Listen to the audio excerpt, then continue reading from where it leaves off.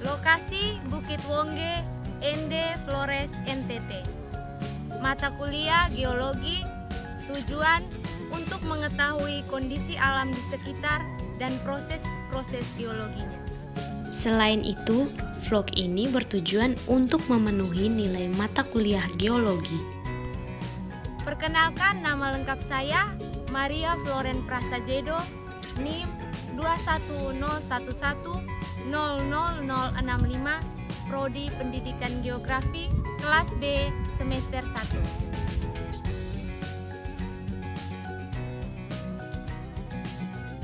Sejarah geologi bumi meliputi peristiwa besar yang terjadi di bumi pada masa lalu sesuai dengan skala waktu geologi. Sistem pengukuran kronologis berdasarkan penelitian terhadap lapisan batuan planet. Bumi terbentuk sekitar 4,54 miliar tahun yang lalu akibat akresi nebula surya. Permukaan bumi pada awalnya meleleh akibat aktivitas vulkanisme ekstrim dan sering bertabrakan dengan benda langit lainnya.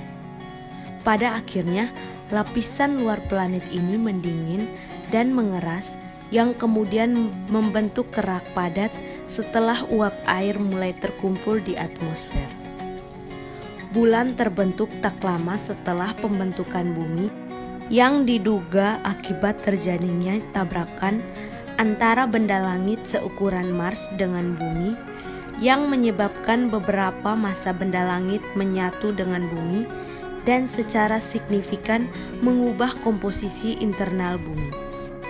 Akibat tabrakan ini, sebagian materi bumi terlepas keluar angkasa yang pada akhirnya membentuk bulan.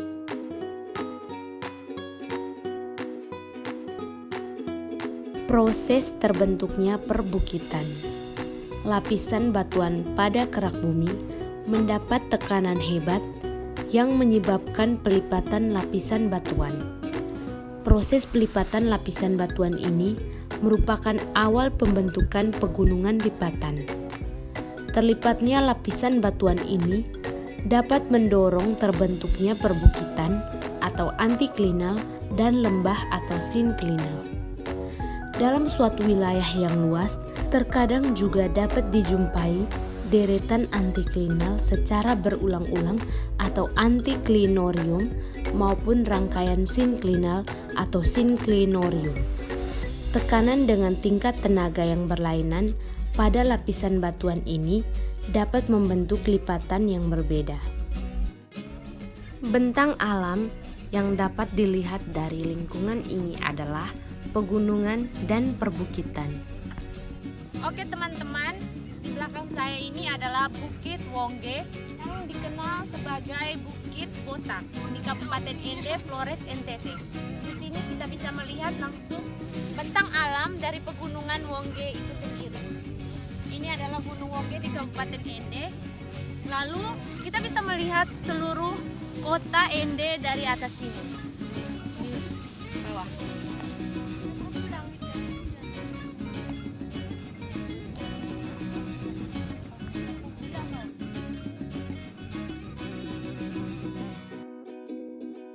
Batuan yang terdapat di perbukitan ini adalah batu basalt.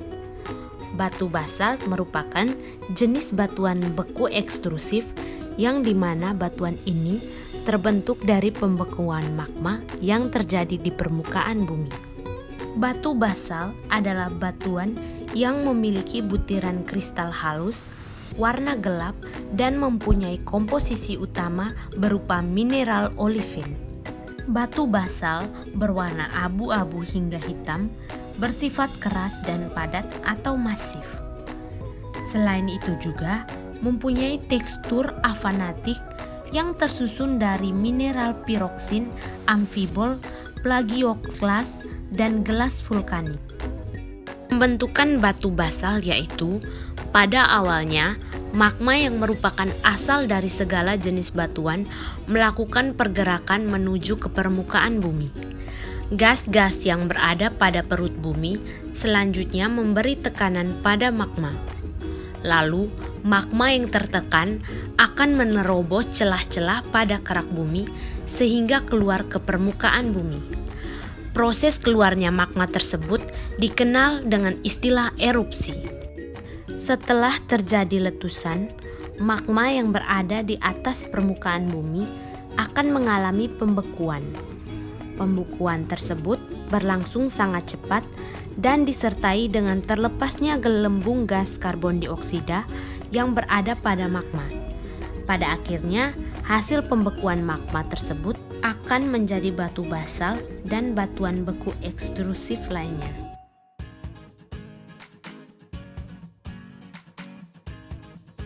Jenis flora yang terdapat di lingkungan sekitar tempat tinggal saya adalah jenis tanaman pangan seperti hortikultura, padi-padian, umbi-umbian, dan komoditi perdagangan seperti kelapa, asam, bambu hutan, serta tanaman seperti anggrek, paku-pakuan, dan lain-lain.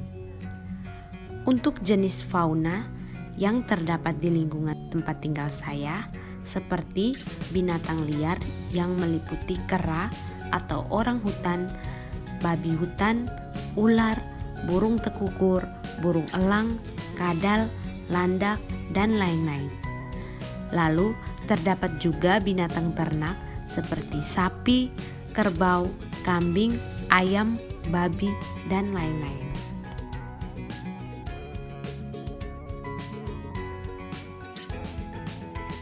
Dilihat dari sejarah bencana di Kabupaten Ende, daerah di lingkungan ini sangat rawan terhadap bencana tanah longsor.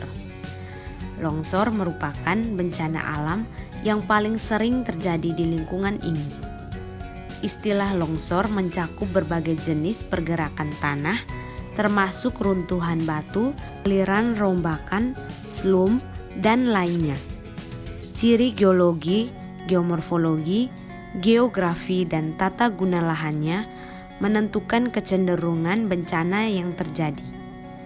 Bencana ini dipicu oleh curah hujan yang tinggi, gempa bumi, atau pergerakan tanah akibat gempa bumi.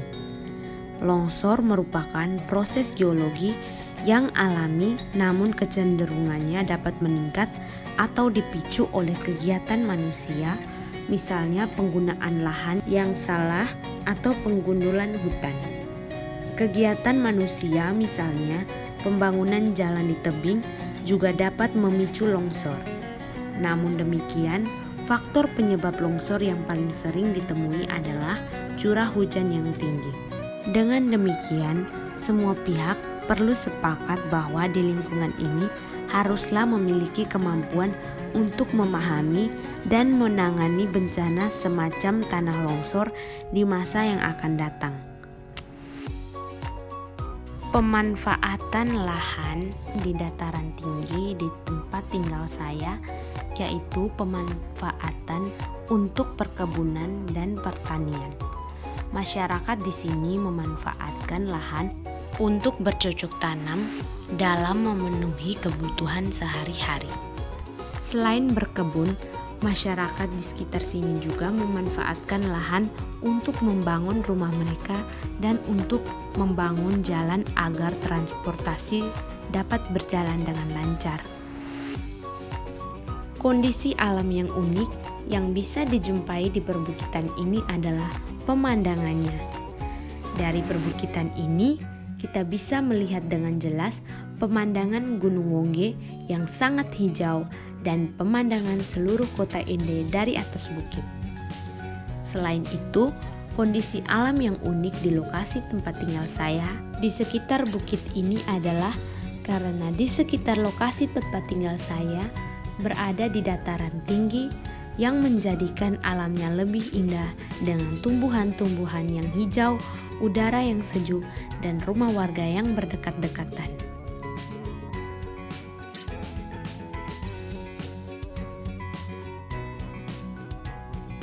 Oke teman-teman, kali ini saya bersama Kakak Mita yang akan menjadi narasumber untuk tugas saya kali ini.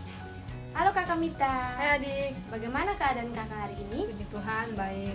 Oke, langsung saja kali ini saya akan mewawancari Kakak mengenai pemahaman masyarakat di sekitar sini terhadap bencana alam yang sering terjadi. Langsung saja pertanyaan pertama, menurut pandangan Kakak, bencana alam itu apa? Nah, menurut saya nih, bencana alam itu kayak peristiwa atau fenomena-fenomena alam yang terjadi di suatu daerah tertentu dan ini mengakibatkan kerusakan-kerusakan di daerah tersebut dan juga kerugian bagi masyarakat. Itu menurut saya sih.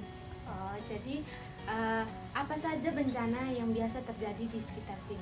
Kalau di sini itu bencana-bencana alam itu biasanya itu gempa bumi. Terus ada kadang-kadang longsor karena di sini kan dataran tinggi.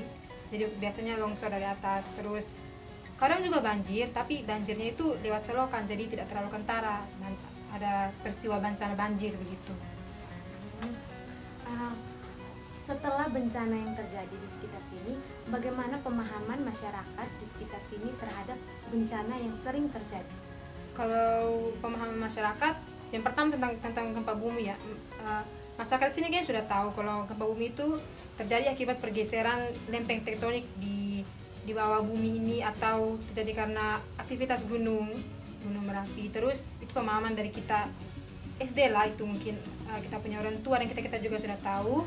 Terus kalau untuk setelah pas kejadian gempa buminya itu kebanyakan kita itu sudah tahu kalau ada gempa bumi pasti mungkin mengakibatkan tembok-tembok roboh. Jadi biasanya kita lari keluar rumah atau kalau misalnya rumah pintu keluarnya itu agak jauh, biasanya kita sembunyi di bawah meja yang kuat untuk bersembunyi untuk melindungi kepala dan tubuh kita dari reruntuhan yang mungkin akan mengenai kita nantinya. Terus kalau untuk longsor ya. Kalau longsor di sini kan dataran tinggi. Itu semua orang sudah tahu kalau longsor itu mungkin terjadi karena curah hujan yang sangat tinggi di daerah sini. Apalagi belakangan ini kan hujannya tidak menentu, kadang hujan, kadang tidak. Jadi semua orang sudah tahu longsor itu karena hujan. Terus untuk penanggulangannya itu biasanya dilepas saja dulu atau mungkin masyarakat warga-warga di sekitar itu bergotong royong untuk untuk bersama-sama mengangkat itu longsoran. Terus kalau untuk bencana banjir sendiri penyebabnya kita sudah tahu pasti karena menumpuknya sampah-sampah di selokan atau di tempat-tempat di rumah-rumah kita itu banyak sampah di sekitar sini. Apalagi kalau di jalan-jalan itu sebelum petugas sampah datang untuk mengangkut sampah, itu sampah itu berserakan semua di depan itu. Kadang-kadang anak-anak kos di sinilah di sekitar sini tuh sampahnya itu mereka tidak taruh di dalam karung tapi mereka langsung buang di jalan untuk diangkut. Itu akibatnya pada saat hujan yang deras itu sampahnya itu langsung mengalir ke bawah bersama dengan banjir yang mungkin terjadi di got-got atau di selokan-selokan tersebut. Begitu. Apa lagi mungkin ada? Oke, saya tertarik dengan bencana banjir yang sering terjadi di sekitar sini. Menurut Kakak, bagaimana penanggulangan masyarakat setempat untuk mengatasi bencana banjir? Tadi kan saya sudah katakan kalau banjir itu terjadi di selokan-selokan di daerah sini. Dia tidak langsung mengenai kayak di Jawa itu tidak. Di sini karena selokan-selokan itu masih sedikit berguna, tetapi di selokan itu airnya itu membawa sampah-sampah dari masyarakat. Nah, penanggulangannya itu kadang-kadang ada kerja bakti. Kalau misalnya sampah sudah terlalu banyak, warga masyarakat mulai bergotong royong untuk membersihkannya bersama-sama. Lalu nanti ditunggu petugas pengangkut sampah untuk mengangkut sampah gitu. Mungkin hanya ini pertanyaan dari saya. Terima kasih banyak Kakak sudah menjadi narasumber untuk tugas saya kali ini. Terima kasih kembali. Oke teman-teman, sekian tugas vlog saya kali ini. Harapan saya semoga tugas ini dapat memberi informasi kepada teman-teman yang sudah menonton. Terima kasih.